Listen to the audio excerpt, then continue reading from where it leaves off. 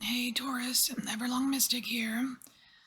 So you are the last in my wolf series here. We're gonna get you a wolf message. For some reason, you you didn't want me to record your reading with the rest of the bunch. So it's actually been several days since I recorded all the others. Alright. Taurus.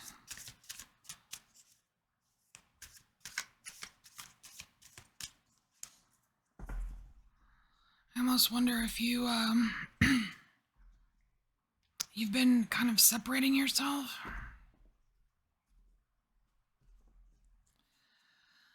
Alright, what do we have here?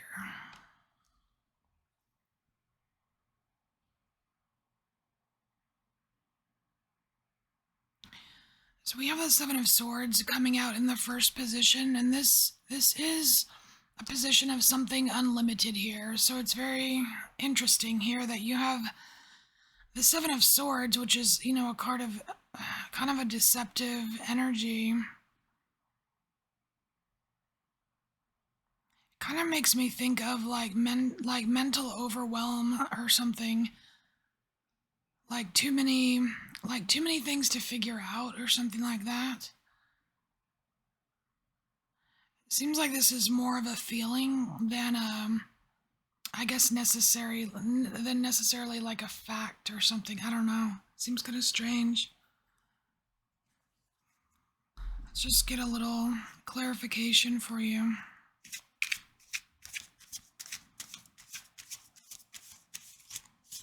I mean, some of you could have just an unlimited amount of deceptive people around you, but I don't know.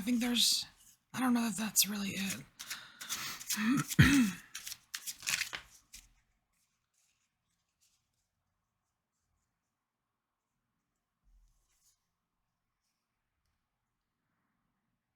Six of Pentacles. See, and that's funny because like the Six of Pentacles, like in the Rider-Waite, it's you've got this person of some status, right? Like giving handouts to some less fortunate, right? And it can be an act of charity, but like they're only handing it to one of them, so somebody gets some and somebody doesn't get some.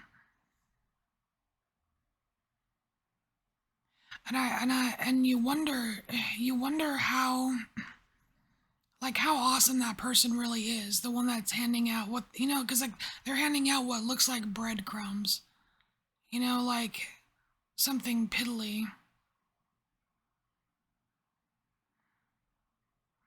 This is about like suspicion. I think this is about suspicion, Taurus. You have a lot of suspicions right now. So let's look at changes, because we have two spots here for change. One of them is a change that you're aware of. The other one is a change that you're not aware of. So let's look at the change that you're aware of here. Nine of Swords.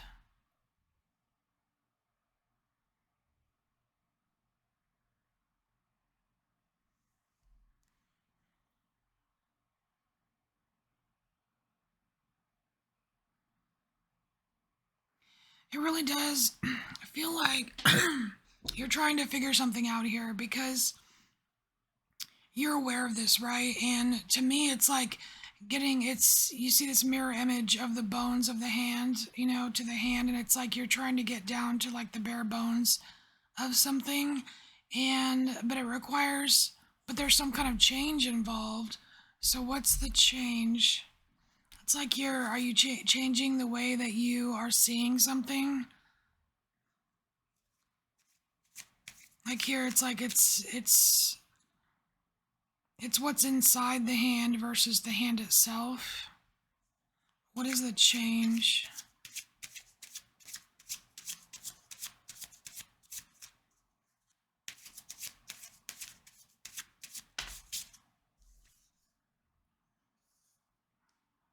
Oh wow, so whatever it is, it's to make your life better. So there's some form of improvement that you're consciously doing, and it has something to do with either the way that you just see something in general, or the way that you like get to the root of a problem. Like in like in business or career or whatever, it would be like doing like a root cause analysis or something. But here, it's just kind of like seeing the bare bones of something, but it's like allowing yourself to, like, trying to step out of whatever confusion or illusions or whatever's going on in this area here, because it seems like there's an abundance of it, right? And you're just kind of trying to doing your very best to either remove yourself from that or step away from it, or at least not let it interfere with how you see something for what's truly inside of it.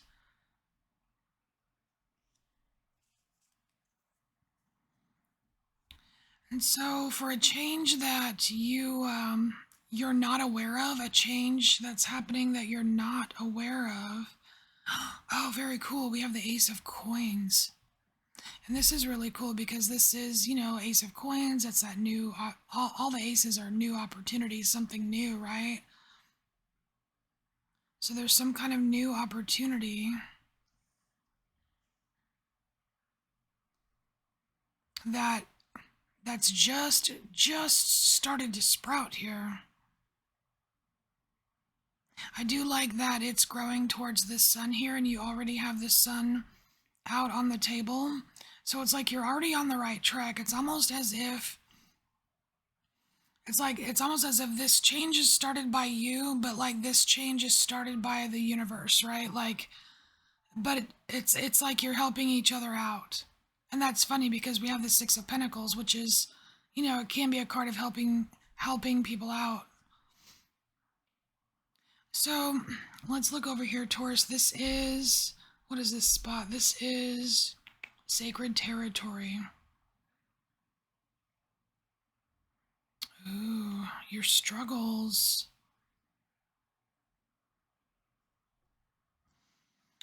So, I mean, this seems like a very intense struggle, but it's sacred territory for you. I kind of want to know what the intense struggle is, but I don't know. I don't know if I should be that nosy. But whatever it is, there's something very intense, because it's not just a bunch of wands clanging together. It's fire. It's some kind of destruction fire. Like, it's intense, right? It's heated. And I don't know if it's just your relationship with fire and heated things, like maybe anger issues or something, but this era, whatever this conflict is, it is sacred territory for you. Maybe it's just sacred rage, but I do want to get a little clarifier here.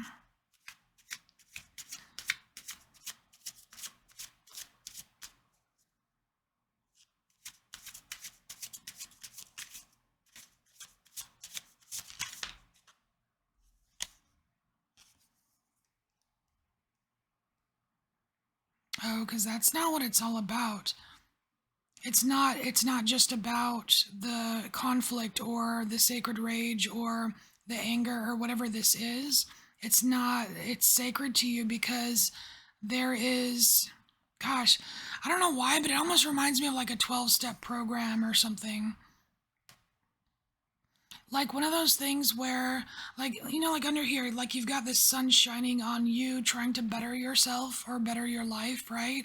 But it's like with the moon here and all the steps, it's almost like that advice that you hear sometimes, where if you really want to make a change in your life, or let's say you want to go on a health journey and lose weight, or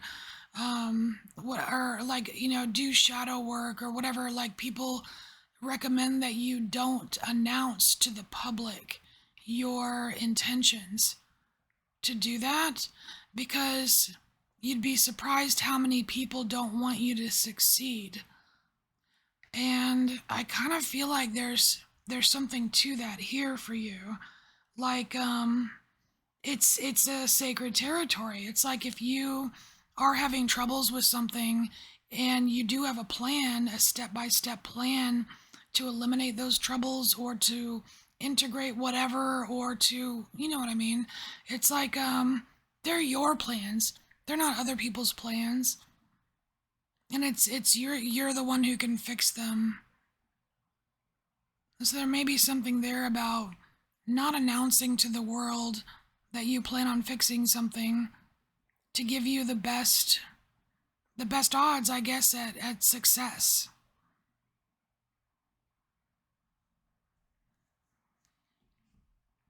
So over here, that's funny. It's a fight to avoid. Here, it's like you're tackling a fight, right? You're tackling a fight, some kind of fight within yourself in your sacred territory. So over here is a fight to avoid, or just for a lot of the other signs, it wasn't necessarily a fight to avoid, but just something to avoid. So we're just gonna keep it open. Or another 7. 7 of Wands. Kind of seeing this, Taurus, as you kind of helping people too much.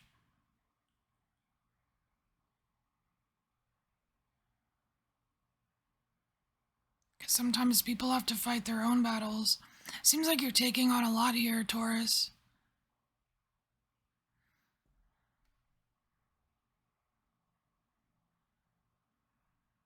And it's weird how it's all like how many times this 6 of Pentacles is coming into play, because it can also be a card of, I mean, it's a card of like assistance, right? And here it's like, I see this hand as yours, and these little flames belong to other people.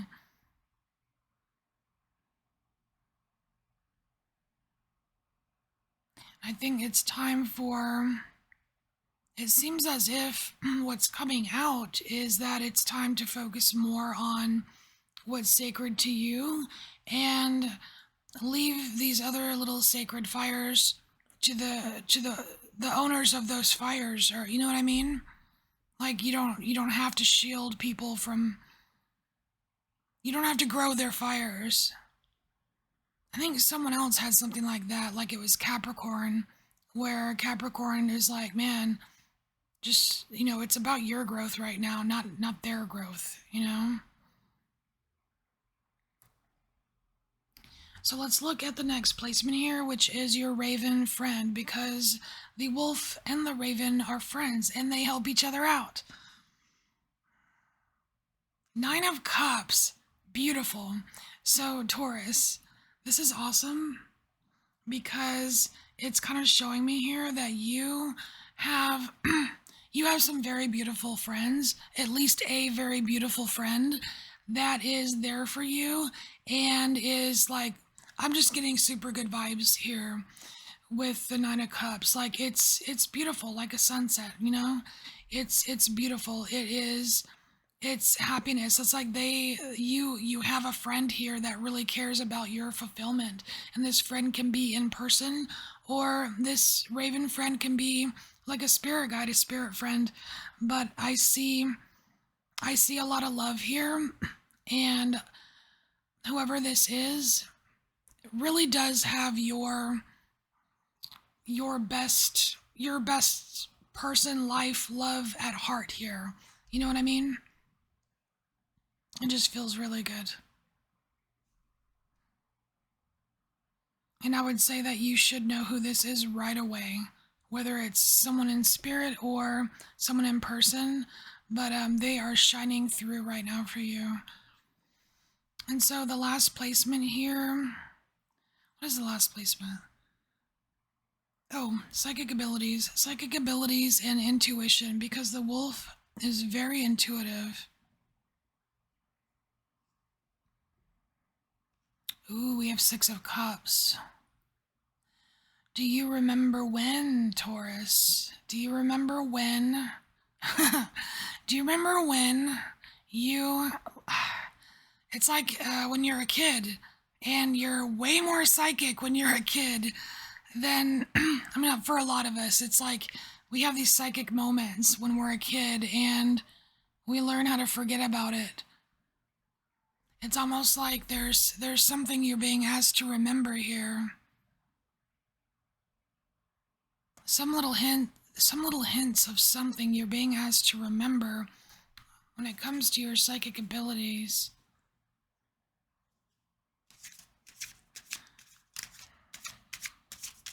We're going to get clarification.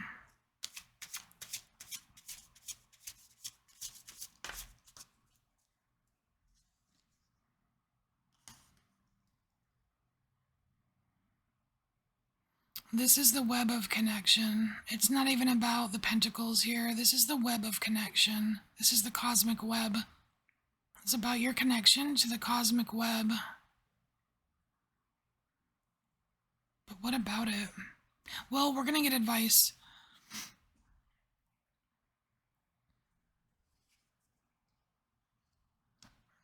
So we're going to get 2 oracle cards for you. Advice. We'll start with La Fruma, and then we'll get another deck. All right. Advice for Taurus or information. Advice or information for Taurus.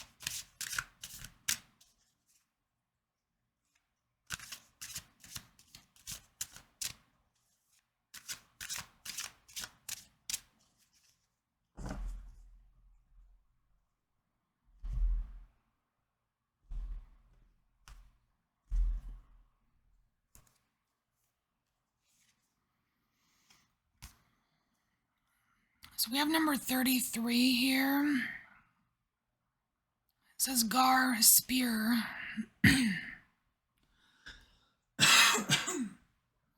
All right, so it's talking about, I always just get drawn to the very bottom of the card with the rune itself. It says 2 voids held open and separate, yet a sole purpose uniting them. And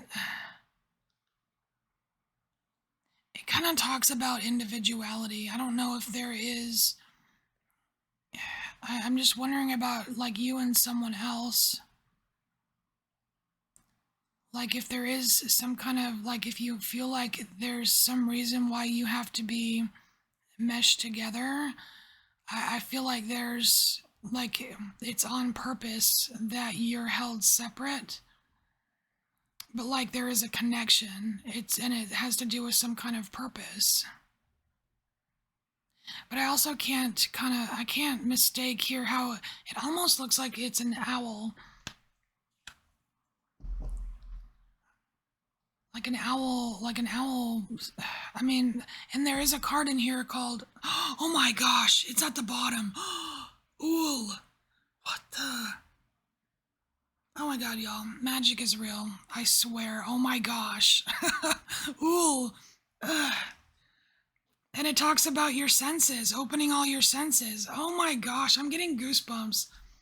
Taurus, bringing in the magic here. Owl senses.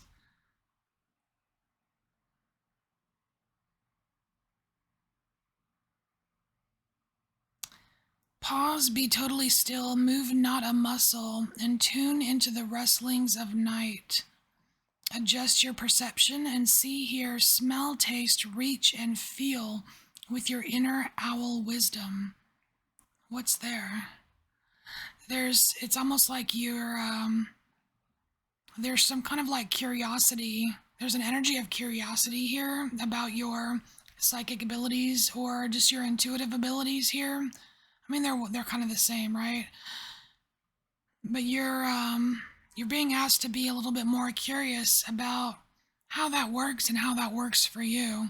And there's some kind of link. Like maybe this whole soul purpose uniting is you being reunited with a certain psychic ability that maybe you had as a child.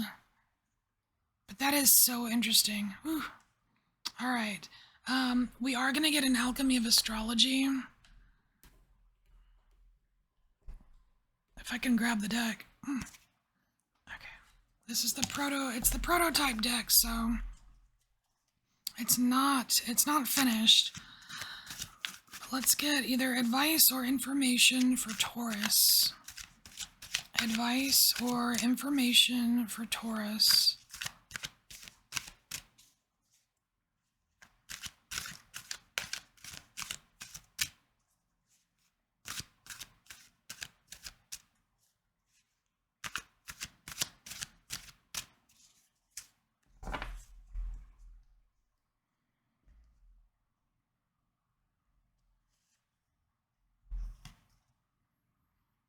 Oh, what is this?